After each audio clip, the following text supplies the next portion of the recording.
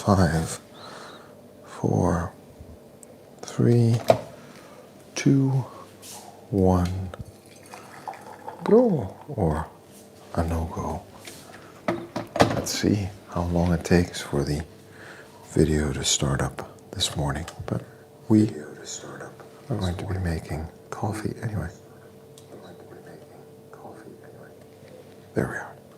Hey there, friends. Good morning. I hope you're doing all right. I hope life is treating you well.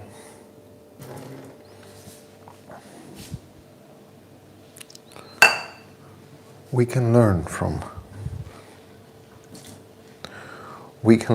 our experiences if we take the time to actually do some reflecting. And that's what we're going to do this morning. So thanks for dropping by and for saying hi. For those of you who are watching, my name is Toby. I am 41 years old and I train to live an active, self-sufficient and adventurous life. I do so by minding my sleep. I try to sleep between 7 and 9 hours a night. I do so by minding what I eat. I try to eat within my energy balance. I try to eat wholesome, good green foods. I try to eat in a way that will keep me at the same weight that I am today and in the same kind of body composition that I am today. And I try to eat in a way that will keep my body healthy and functioning for living. I also try to move regularly throughout the day, throughout the week.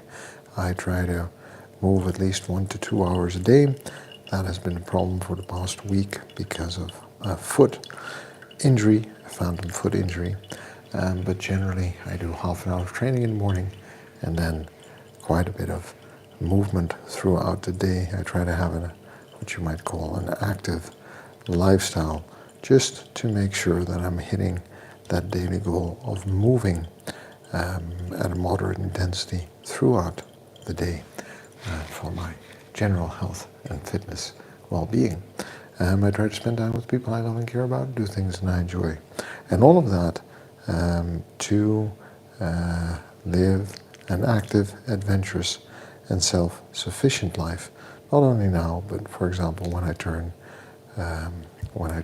70, 80 or 90, because make no mistake, there is a good chance that we might get that old, barring any tragedy. And the fact that we might make it to that age should also inform some lifestyle choices we are making today to make sure that we make the most of our bodies and our health in the time that we are given, right?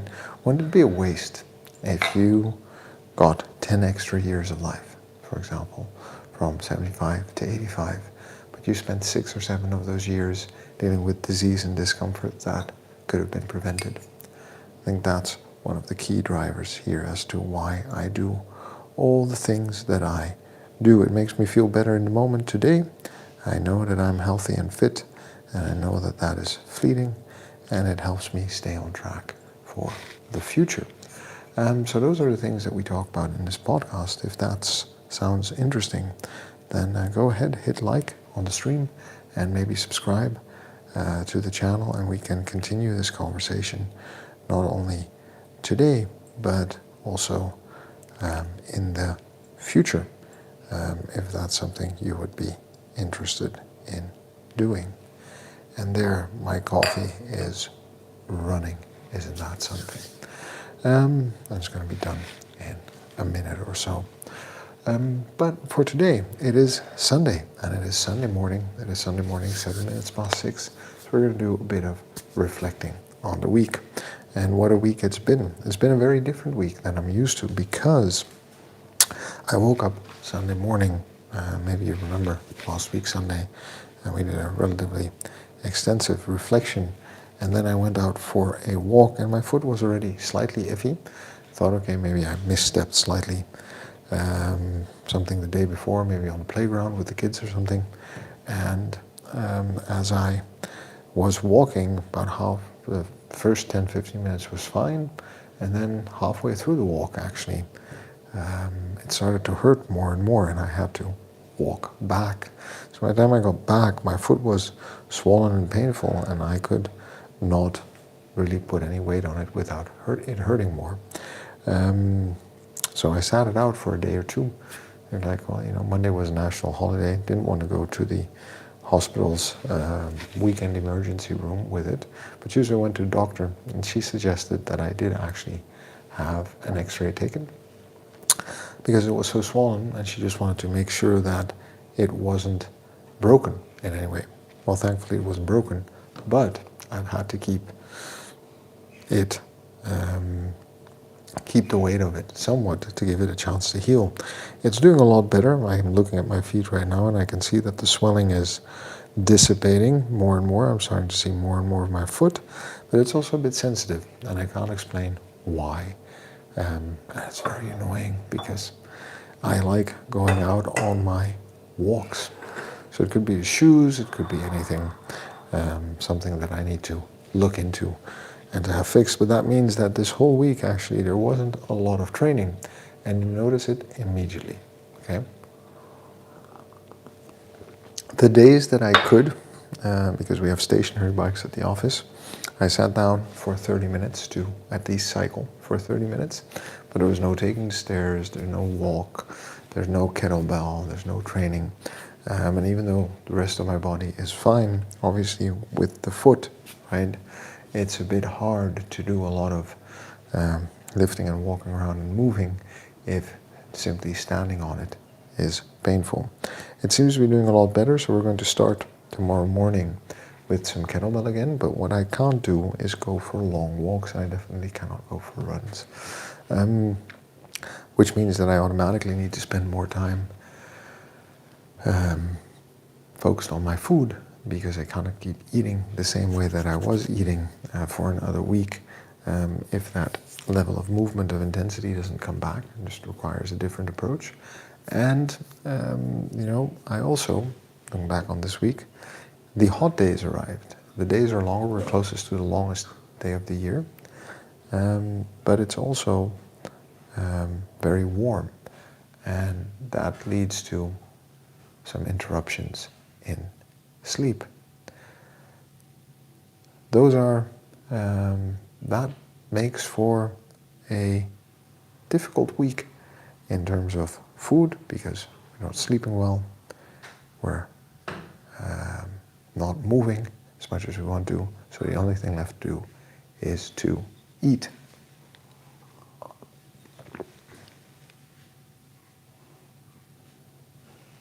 One second, I just have to go check. I'll be right back.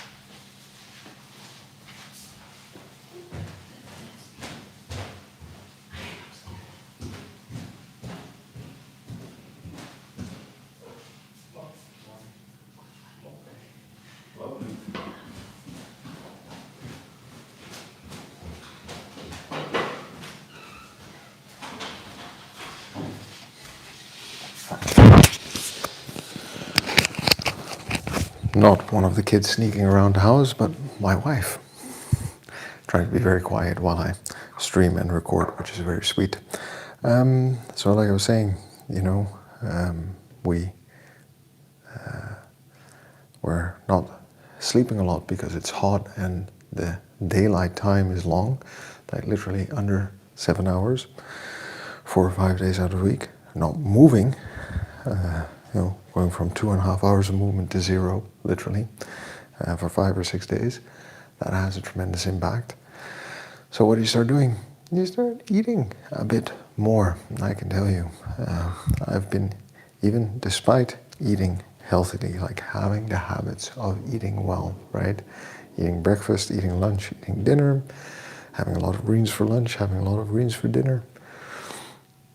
The composition of that breakfast, the volume of it, is very much catered towards having been on that walk in the morning, having done that training in the morning, knowing that there's going to be more walking and movement throughout the day, fueling for the next day, fueling for a longer run or walk on Sunday with a weighted vest and whatnot, right?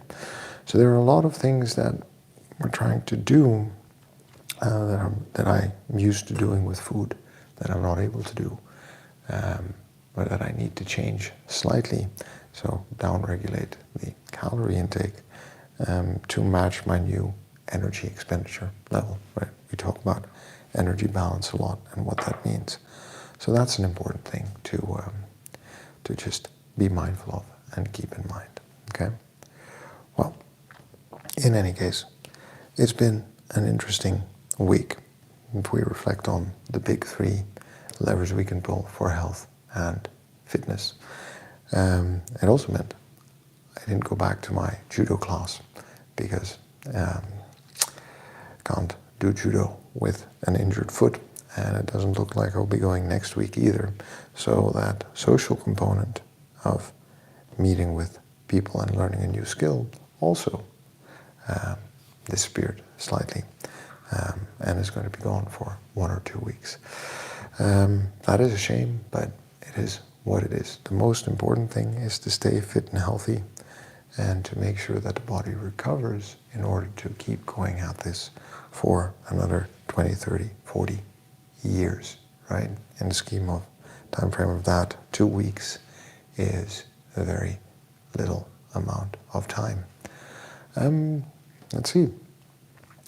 We talked about quite a bit of small changes. It's episode 39, and I think it's also nice to take a moment to see what is sticking. Are we able to have that glass of water before a meal? Are we able to find 5 or 10 minutes extra a day to walk around, to go for a walk, to include that extra movement? What's getting in the way? Have we been able to put that phone away just for dinner time? Have we switched it off, or just for breakfast for those 10 minutes? Have we completely switched it off for a couple of minutes and put it away? And have we been aware of the magnetic pull that that device has on our minds? It's quite disturbing once you start trying to consciously distance yourself from all of the little things you can do on that smartphone. How pervasive it is in your mind. Whatever you think of doing, one of the first reflexes you're going to have is to pull out that smartphone and use it to do something with it. So how have you been at breaking that habit? For example, have you found 10 minutes, 15 minutes at the end of the day? We talked about origami the other day and just sitting and folding, or something else, doodling and drawing. Have you found time to do something like that throughout the day? Whatever you're doing over the course of the week to make these little changes, just keep in mind that it is about little changes, not about drastic changes. Don't go change the entire meal plan for the week. Don't go out every day for a 2-hour run because you're going to wear yourself out. Try to make small, gradual changes that compound, that stack up over time, because it's those little wins, those little behavior and habit changes that are going to make the biggest difference in terms of how we change our lifestyle for the better health outcomes that we want to have, okay? So it's not about making drastic changes and seeing an improvement this week, but being back to basics or worse off at the end of the year. It's about maybe not seeing any improvements for a week or 2 weeks or a month, but just making some small changes, but then noticing the differences 3-6 months down the line, okay? That, I think, is one of the most important shifts in mindset that we need to have when we talk about health, fitness, and longevity. If we're talking about, health and fitness for summer, right? If that is your goal, to lose weight for summer, then you want to do something that's maybe going to give you results in 4 to 6 weeks. But that's not what we're about on this channel, right? We are looking for the things that are going to give us results for a lifetime, and that are changes that are going to keep us healthy and fit for a lifetime. Whatever those are going to be. And that's also all of the reflection that I have this morning. Because, it's Sunday morning, or for you maybe it's Saturday night, and it's time to chill and relax. I'm fighting a sneeze here, so bear with me. And just looking back at the week, think of the things that are sticking, and think of the things that you tried, and just say, well, if it didn't work, now wasn't the time for it. And the things that do stick, those are the things that fit into our responsibilities, our commitments, right? And the demands on our life, those are the things we can fit in. And if those little changes stick for a long time, maybe off the back of those 3 months later, we'll find more time to do more things and to make even more minor changes.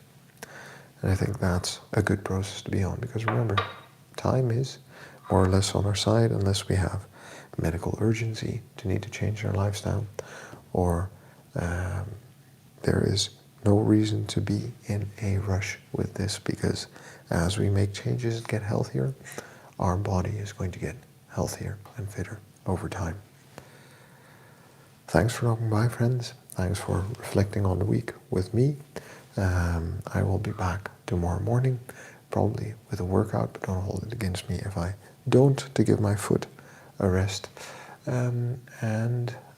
Remember, we're good just the way we are. We've got to love ourselves before we can move on.